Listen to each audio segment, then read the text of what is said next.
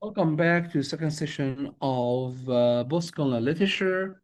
We stopped last time on this slide talking about key postcolonial writers and their works. Postcolonial literature has produced some of the most celebrated and influential writers of the modern era.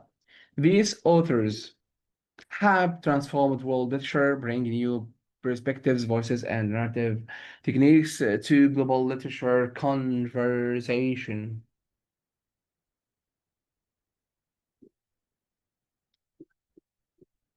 So they have won major prizes, influenced countless other writers, and fundamentally changed how we understand both literature and the colonial history. Let me introduce you to some of the most important figures.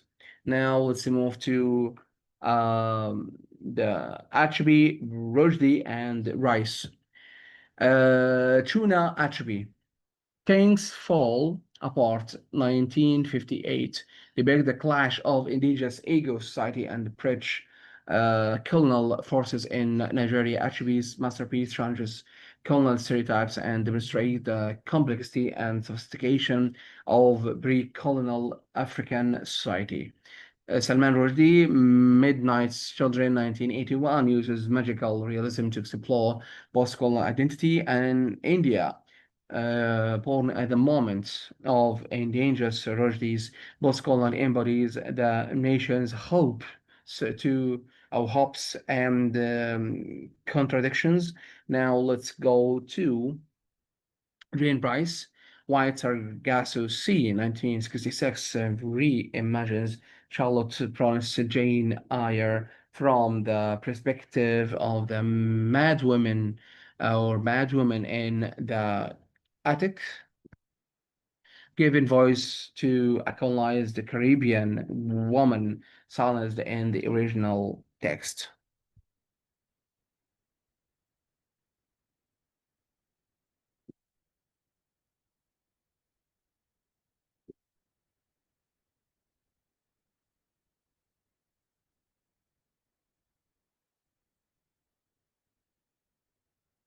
In Jane Eyre, Bertha Mason, a simply a monster, mad, violent, animalistic, located in an attic. We never hear her story. Rice asks who was the woman, what made her mad by giving her a name, Antoinette, a history, a voice. Rice challenges colonial assumptions buried in Bronte's classic novel. Now let's move to Njuji, Wa, Tonks, and Derek Walcott, or Walcott, yeah. Decolonizing the Mind, 18 or 1986, argues for writing in indigenous African languages. Rather than English, Nigi's work emphasizes language as a central site of cultural liberation and resistance to neocolonialism. Drake Walcott, Homer's 1990 reimagines Homer's epics in a Caribbean context. This epic poem explores the Caribbean identity, history, and the experience or the persistence of colonial wants while celebrating the region's cultural richness. Now let's go to talk about Drake Walcott.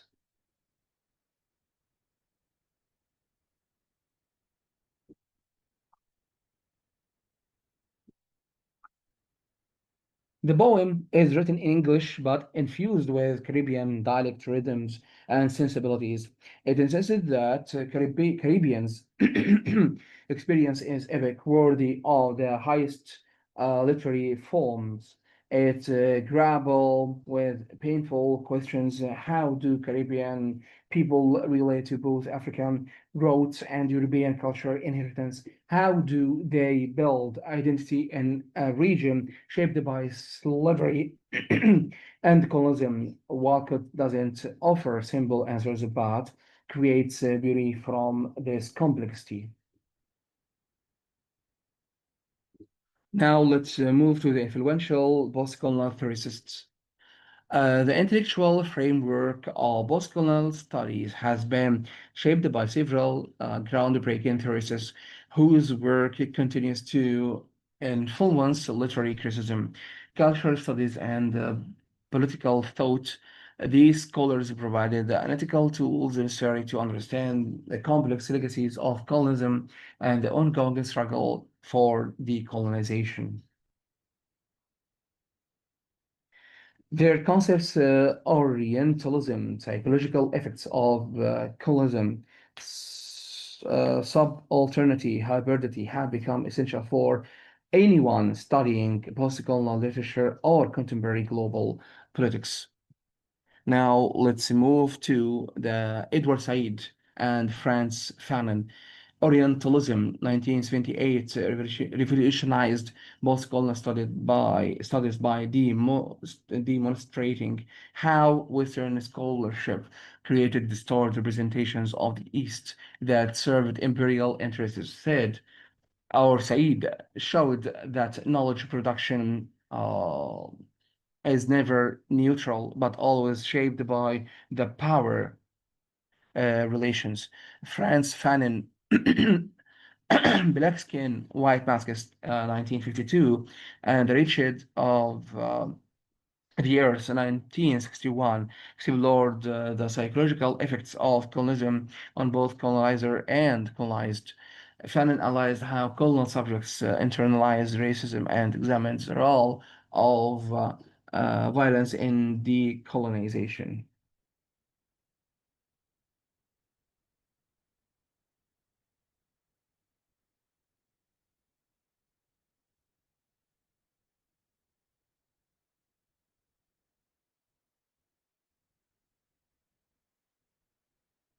So, The Wretched of the Earth, written during the Algerian War of Independence, examines the decolonization. Fanon controversially argued that violence may be necessary for colonized peoples to liberate to liberate themselves psychologically as well as politically. He doesn't celebrate violence, but sees it as a response to colonial violence, a way for colonized peoples to purge their inferiority complex and assist their humanity. Now let's go to Gayatri Chakravorty Spivak. Her influential essay, Can the Subaltern Speak? 1988 integrates whether marginalized groups can truly represent themselves within systems designed to silence them. Spivak challenges both colonial discourse and Western feminist frameworks that claim to speak for third world women or women. Haomi K. Baba, The Location of Culture, 1994, introduced concepts of hybridity, mimicry, and the third space as an between zone where cultural identities are negotiated. Baba's work emphasizes the the ambivalence and instability of colonial authority.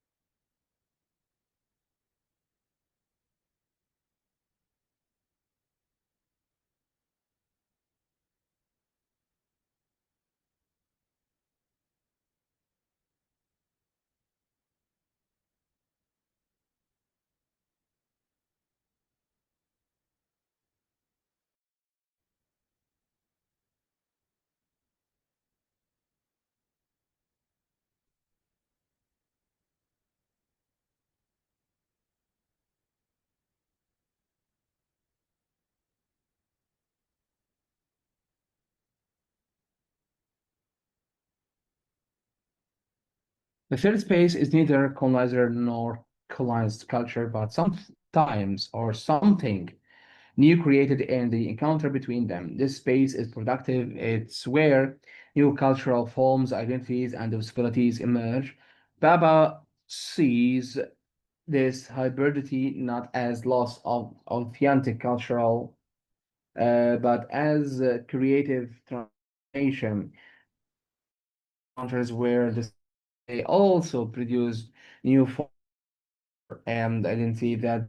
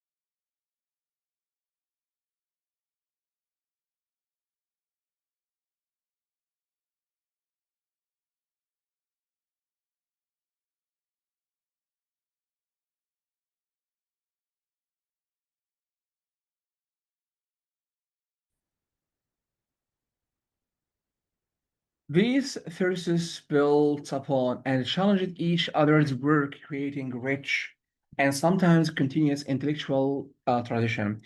Their insights tend beyond esoteric analysis to inform understanding of contemporary issues, including immigration, globalization, cultural identity, and social injustice movements worldwide.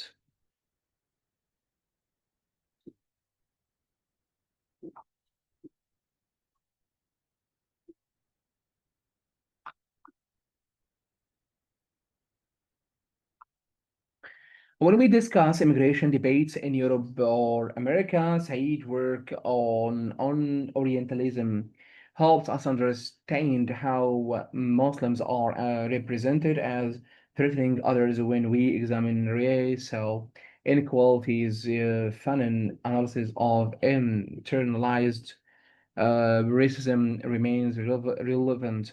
When we ask who speaks for marginalized communities, Spivak's questions guide us. When we explore multicultural identity, Baba's concepts of hybridity and the third space help us understand. Then let's go for postcolonial theory. Isn't just about the past, it's a living framework for understanding power, culture, and identity in our contemporary globalized world. Now let's go to the application of postcolonial theory reading strategies.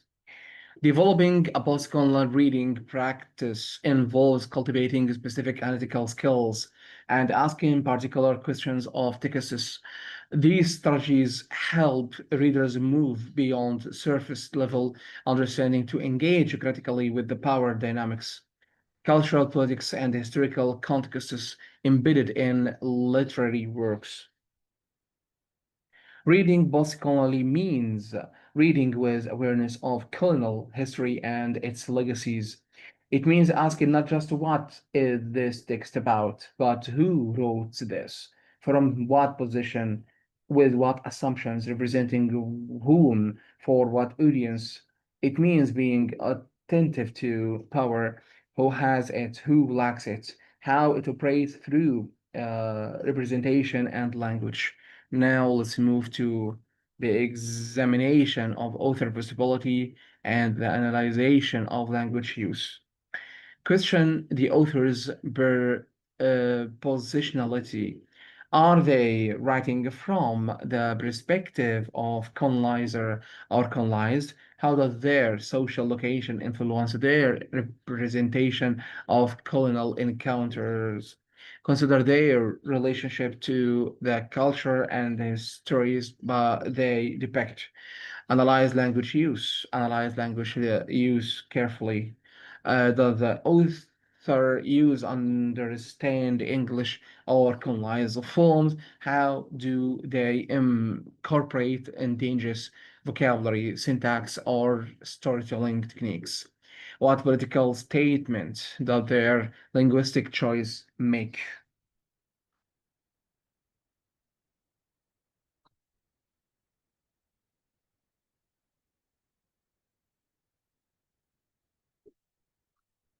When Chona actually feel things fall apart with Igbo proverbs when he uses Igbo syntax within English sentences, when he includes Igbo words without translating them. These are political choices. He's saying, I want completely accommodate English readers. You must meet me partway. You must accept that English can carry African meanings and rhythms when or Dante Roy in The God of Smell thinks capitalizes unusual words or creates compound words. She's making English express Indian realities in new ways. Pay attention to these choices. They're not just stylistic but political.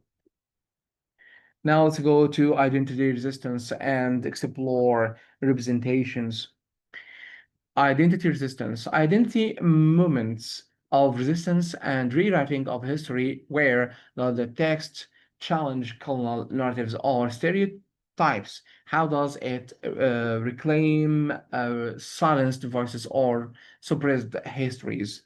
Explore representations of identity, power, and the cultural conflict.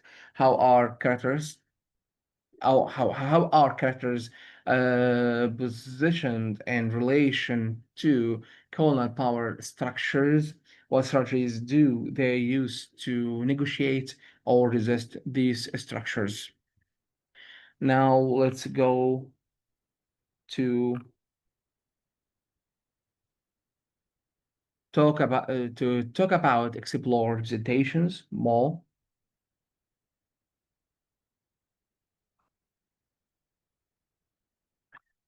Look at how characters are positioned socially. Are they colonizers, colonized, or somewhere in between? How do they navigate colonial hierarchies? Do they resist openly or subtly? Do they collaborate with colonial power, perhaps out of necessity or ambition? Do they co-switch between cultures performing one identity in colonial spaces and authors in their communities. Pay attention to moments of cultural conflicts when European and indigenous values clash. How does the text handle this? Does it present one side as clearly right, or does it show complexity and ambiguity? Now let's go to critical reading tip and census critical reading tab. Always consider what is not said in a text, whose voices are absent, what perspectives are marginalized. Silences can be as revealing as explicit content, pointing to the limitations of any single narrative perspectives. These reading strategies are not meant to be applied mechanically, but should inform a thoughtful, contextually sensitive approach to post-colonial texts. Different works will require different emphasis, and the readers should remain flexible and responsive to the unique characteristics of each text while maintaining awareness of broader post-colonial concerns.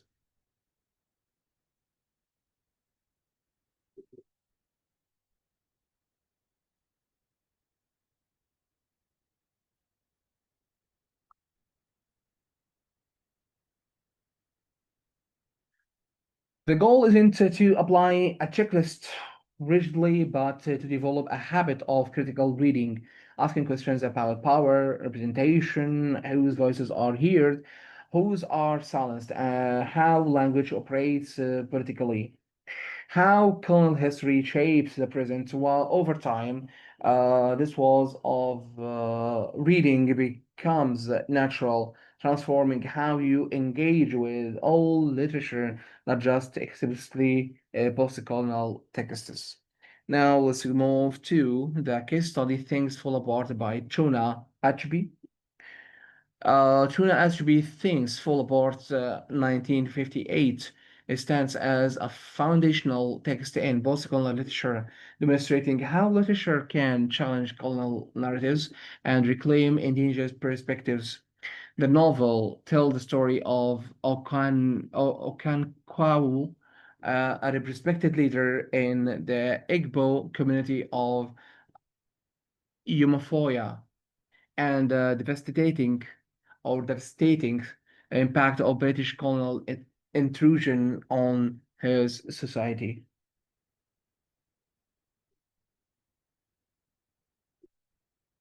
Ono Kowa is a complex protagonist, strong, ambitious, successful, but also rugged, violent, haunted by his father's legacy of perceived weakness. He embodies many of his society's value while also representing some of its limitations.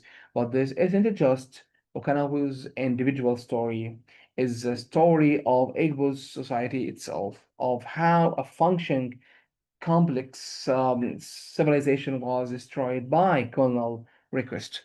Now let's go to the revolutionary aspects of Things Fall Apart. What makes this novel revolutionary is a Chibi's portrayal of equal society before and during colonization, rather than accepting the colonial characterization of African as primitive or savage. Attributes presents a complex, sophisticated society with its own syntax of governance, religious beliefs, economic structures, and cultural practices. The novel's title take from W.B. Yeats' poem "The Second uh, Coming" suggests uh, apocalyptic disintegration, but HB makes clear that this falling apart is caused by colonial violence, not any inherent weakness in African society.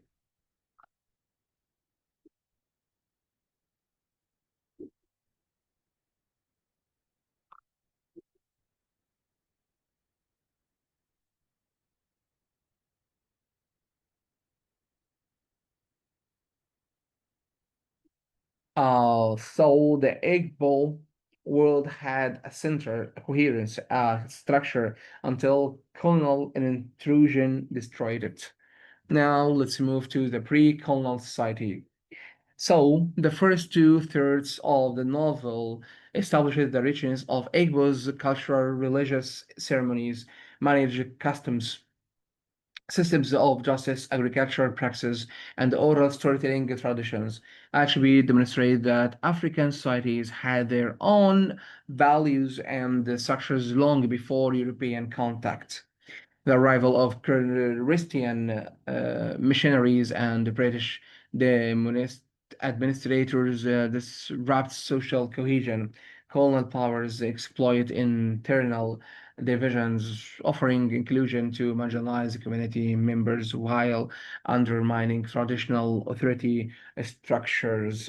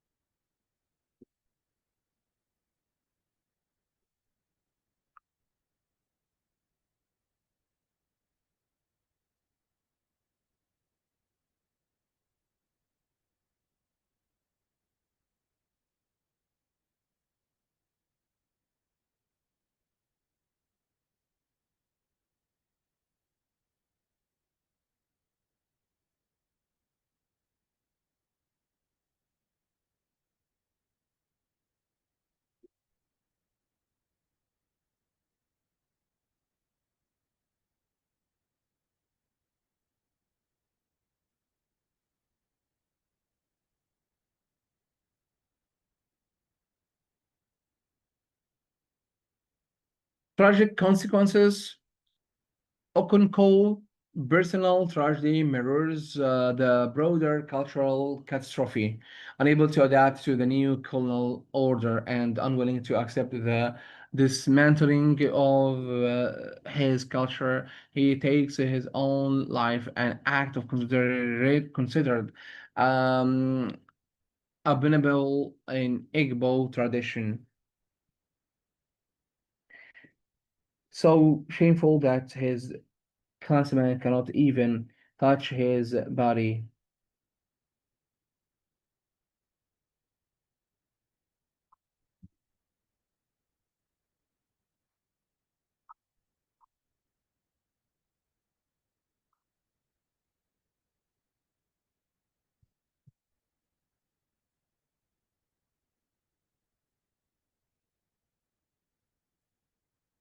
So let's move to significance of things fall apart.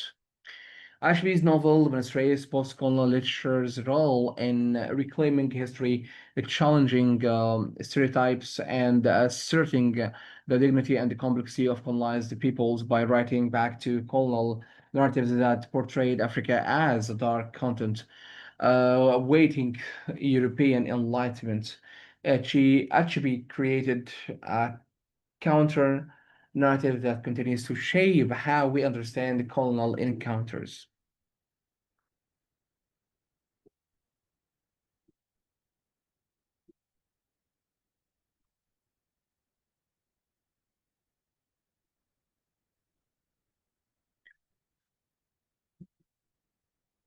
It proved that African writers could achieve literary excellence writing about African experiences in ways that challenged rather than confirmed European prejudices.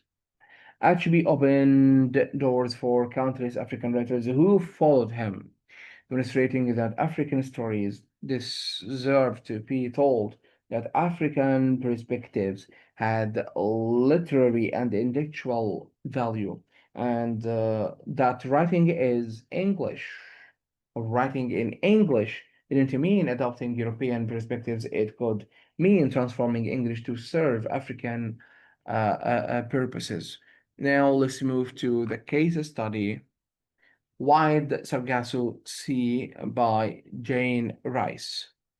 Jane Rice, Wild Sargasso Sea, 1966, simplifies the post-colonial practice of writing back to canonical Western literature. Rice's novel serves as a breakal and the response to Charlotte Bronte's Jane Eyre 1847, given voice and uh, backstory to Bertha's Mason the mad woman in the attic who appears in Browne's novel as a monstrous, animalistic figure representing everything threatening about non-English otherness.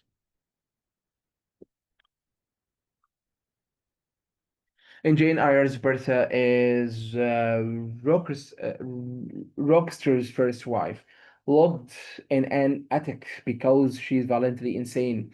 She appears as a terrifying figure, growling like an animal, attacking Rusher's guests, eventually setting fire to the house. She has no voice, no history, no humanity. She exists only as an obstacle to Jane and Roster's love, representing exotic danger and threatening sexuality. Brown's novel never questions Roster's right to lock up his wife or consider Bertha's perspective. Now let's go to the reimagining Bertha. Writers imagine Bertha as Antoinette Causeway, white Creole woman from Jamaica, caught between walls, rejected by Fred black Jamaicans because of her family's slave owning past, yet never fully accepted by the British because of her colonial origins. The novel explored the theme of racial and cultural identity, displacement, and the psychological violence of colonialism with devastating emotional power.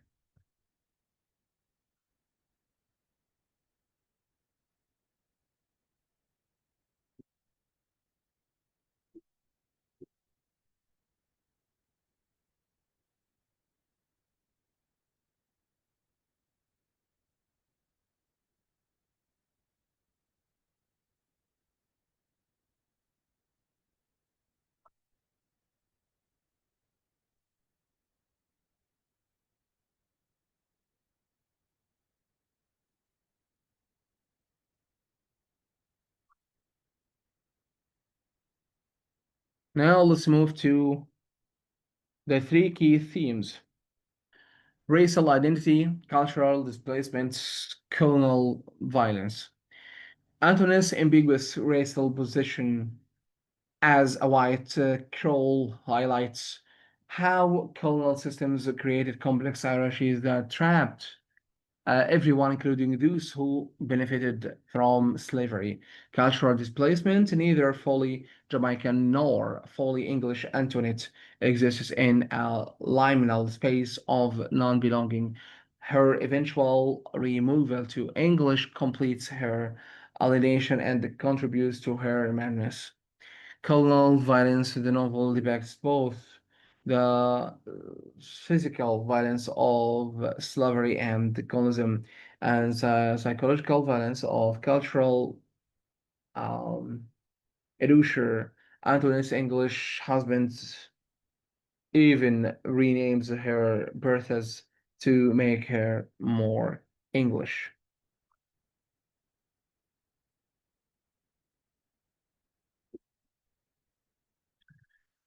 Literally erasing her identity. He dismisses everything she has and she says about herself, her family, her culture as lies or delusions. He removes her from her home to a country where the cannot survive. This psychological violence is as devastating as psychological violence. Now let's move to significance of wild Sargasso Sea. By giving Bertha Antoinette's a voice, history, and psychological depth, Rice challenges colonial assumptions embedded in Browne's text. She reveals how Jane Eyre's despite its feminist themes, participates in colonial othering by using the racialized, colonialized woman as a foil for the pure English heroine.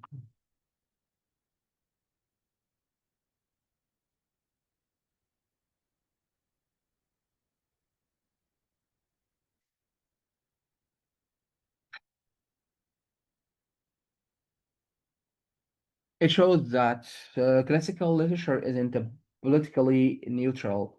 These texts that we've considered great art for generations actually encode and perpetuate colonial hierarchies. Reading them, post-colonial means recognize these dynamics, not necessarily rejecting the texts, but reading them with awareness of their limitations and the perspectives they exclude.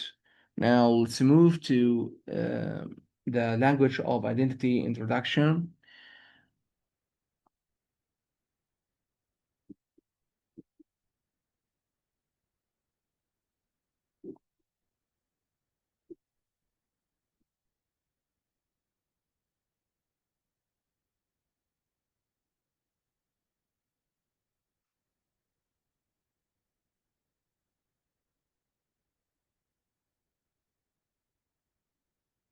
White Sargasso Sea demonstrates how postcolonial literature can intervene in literary canons, exposing the colonial ideologies hidden within beloved classics and insisting that we confront the human cause of empire. Rice's novels asks us to reconsider what we thought we knew about both colonial history and English literature.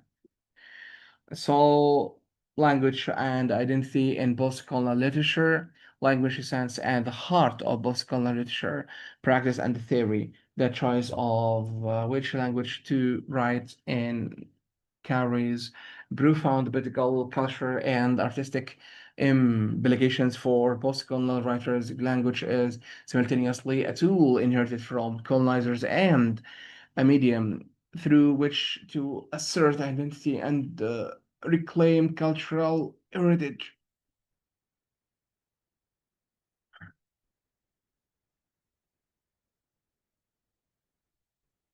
This creates enormous tension and complex choices. Now let's move to the three approaches to language.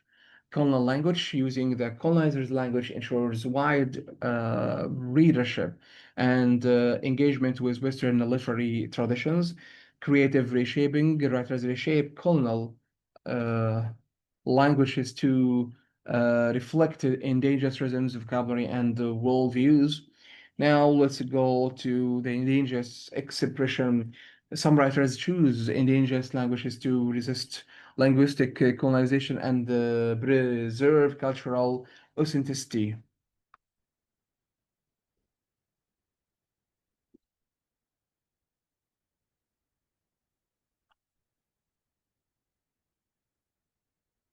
Njuji Wa Thiong's made the choice abandoning English to write in Juko. His argument through decolonization requires linguistic decolonization. As long as Africans write in European languages, they're thinking in Europe frameworks, European languages embody European world views. European culture assumptions to truly liberate African thought and culture, Africans must write in African languages. Now let's move to the linguistic innovation in practice.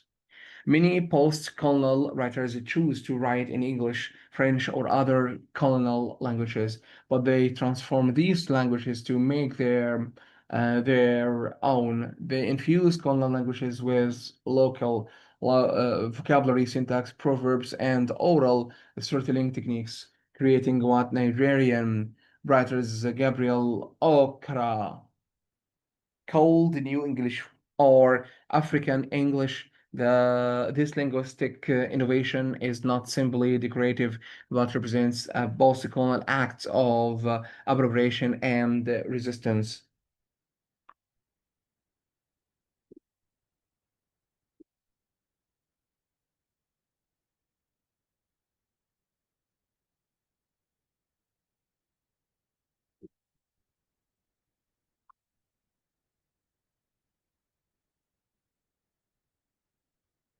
So, colonial powers used language to dominate, imposing their languages banning indigenous languages in schools, declaring indigenous languages primitive or inadequate for modern thought. We post-colonial writers reclaim and reshape colonial languages. They are asserting you forced your language on us, but we will not use it according to your rules. We will make it ours. We will force it to express our realities, carry our meanings, reflect our cultures. Tuna actually quote, listen to how Tuna's actually himself expressed this. He said, I feel that the English language will be able to carry the weight of my African experience, but it will have to be a new English, still in full communication uh, with its ancestral home, but altered to suit Neo African surroundings. Tuna Ashby.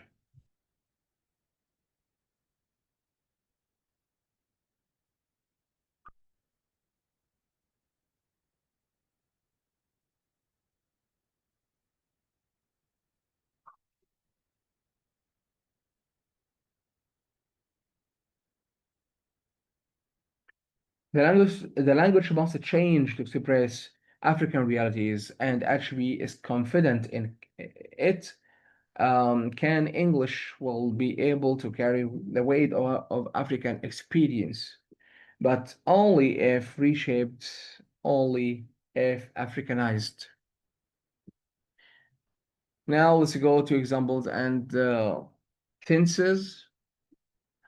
Examples of linguistic innovation abound in postcolonial literature aeronauty roles, the gods of small things uses infinitive capitalization, compound words, and Malayalam phrases to create a distinctly Indian English.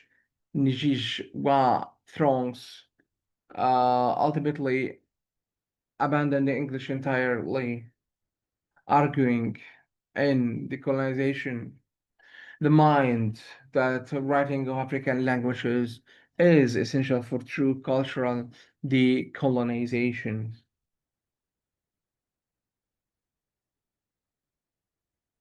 His decision was controversial but principled. He prioritized cultural authority and decolonization over audience reach. Language becomes a site of struggle and creativity in postcolonial language. Writers negotiate between accessibility and authenticity, between engaging global audiences and honoring local communities. Their linguistic choices reflect their large questions about identity, power, and cultural survival in the post-colonial world.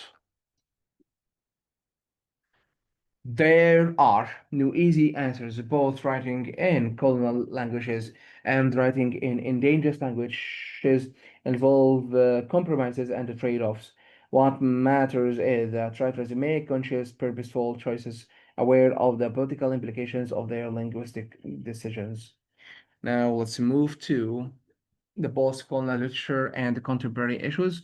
We will stop here and we will continue inshallah next session. So until next time, tata for now.